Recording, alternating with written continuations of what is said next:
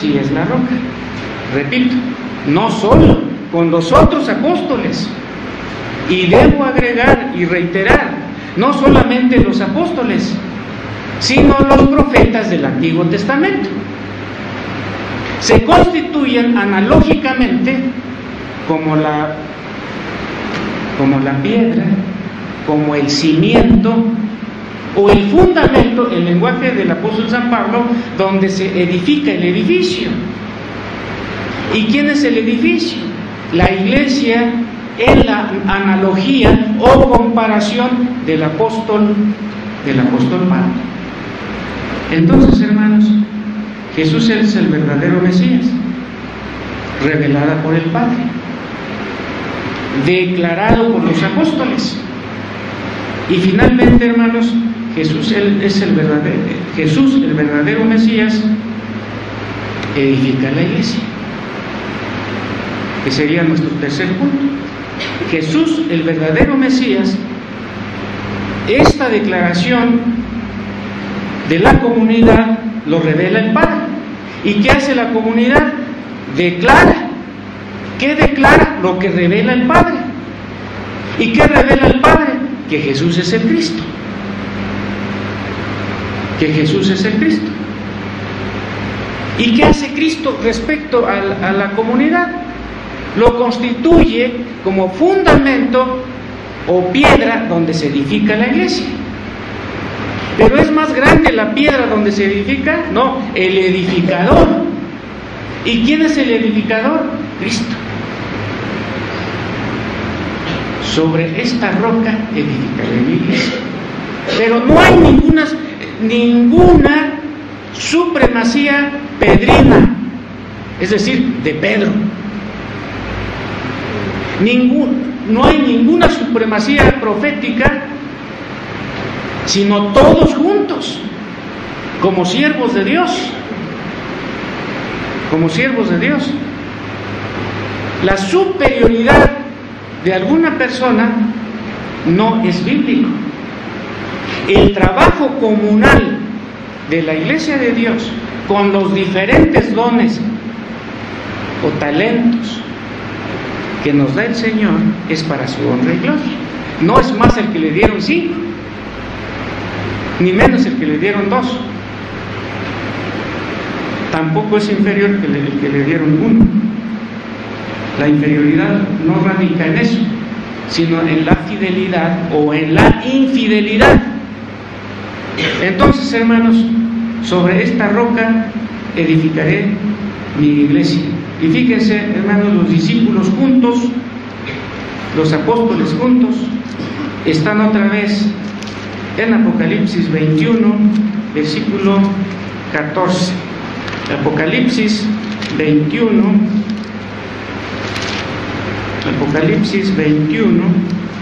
versículo 14, cuando el apóstol San Juan en visión ve la nueva tierra, el nuevo cielo, y describe esa ciudad que viene como una esposa para desposarse con el marido, en el versículo 1, pero en el 14 leemos lo siguiente: y el muro de la ciudad tenía 12 cimientos, y sobre ellos los nombres de ¿quiénes? De los apóstoles del Cordero.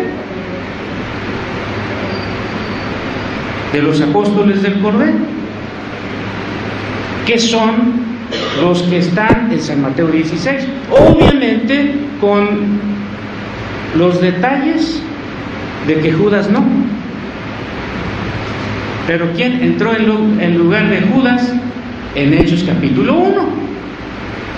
Y simbólicamente, entonces, esa ciudad, que son los nuevos cielos, a la vez la nueva tierra, y el muro de la ciudad tenía 12 cimientos, y sobre ellos los 12 nombres de los apóstoles del Cordero. Ahí está la iglesia. Ahí está la iglesia.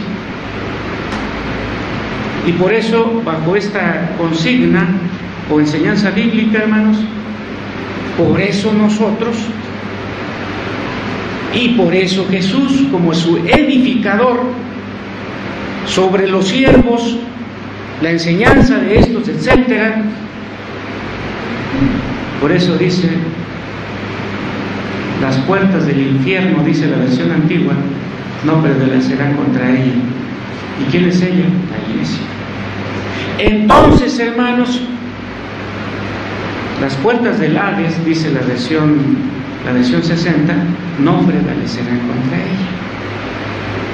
Cualquier sacudimiento que ha habido en la historia de la iglesia y que provienen del infierno es un término bíblico para referirse a los problemas.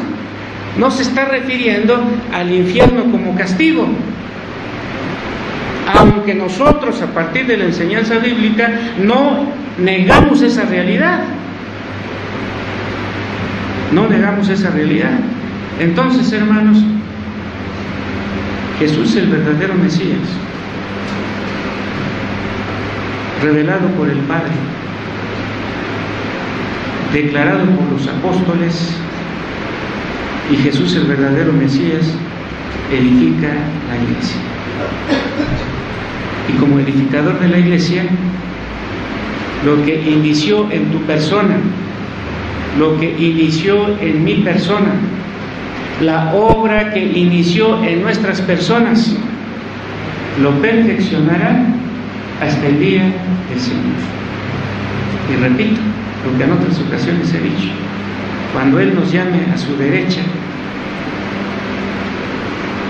no es por la perfección nuestra, sino que estaremos a su derecha por la garantía que da su edificador. ¿Y quién es el edificador de la iglesia? Jesucristo. Y bajo este entendimiento que la historia de la redención lo dirige el Señor con todos los detalles, el Padre como el decretador de la redención, el Hijo como el ejecutor de la redención y el Espíritu Santo de Dios como el aplicador de la redención. Y entonces, hermanos, Jesús, el verdadero Mesías, y nosotros ahora como cristianos de este siglo XXI podemos decir con mucha confianza, total confianza, hermanos, que la doctrina cristiana es cristocéntrica. ¿Por qué? Porque el edificador de la iglesia es Cristo. Porque los cimientos del edificio, los fundamentos del edificio, tienen significado y sentido respecto al edificio por la principal piedra del ángulo. ¿Y quién es la principal piedra del ángulo? Jesucristo. Ningún papa. Y no podemos nosotros atemorizar. Pedro no fue la roca. Sí fue, pero junto con los otros apóstoles. Y no solo ellos, los apóstoles, porque en la conjunción de las Sagradas Escrituras hay sustento y aval para declarar esta enseñanza, hermanos. Por eso la doctrina cristiana es también apostólica y en ese sentido también es profética. Y Cristo desempeñó los oficios de sacerdote, profeta y rey. Y en muchos sentidos, los cristianos actuales también desempeñamos el oficio de sacerdote porque intercedemos por otros. Pero no ya sacrificando un corderito, sino basados en el sacrificio del cordero por antonomasia que fue nuestro Señor Jesucristo. La doctrina cristiana es apostólica. Y uno de sus apóstoles lo resume de esta manera: porque de Él y por Él y para Él son todas las cosas. A Él sea la gloria. Y cada uno de nosotros, hermanos, si en nuestro corazón declaramos, confesamos de que Jesús es el verdadero Mesías, estaremos en la actitud y en la letra de Tomás, que dirigiéndose a Jesús le dice: mi Señor y mi Dios. Y por eso declaramos, hermanos, ¿quién lo reveló a nuestro corazón? ¿El pastor Virgilio? No. El pastor Virgilio con Betel declarar que Jesús es el Mesías, que Jesús es el Cristo. Recuerden, Mesías, idioma hebreo; ungido, idioma español; Cristo, idioma griego. Si confiesas y declaras que Cristo es el verdadero Mesías y lo crees en tu corazón y lo confiesas con tu boca, dice San Pablo, es para salvación. Y si nosotros lo hemos declarado, somos salvos en Cristo. Y todo aquel que en Él está, no se pierde, sino que tiene ¿qué? Vida eterna. Amén. Nos ponemos de pie, hermanos, por favor. Le damos muchas gracias, Padre, por el privilegio de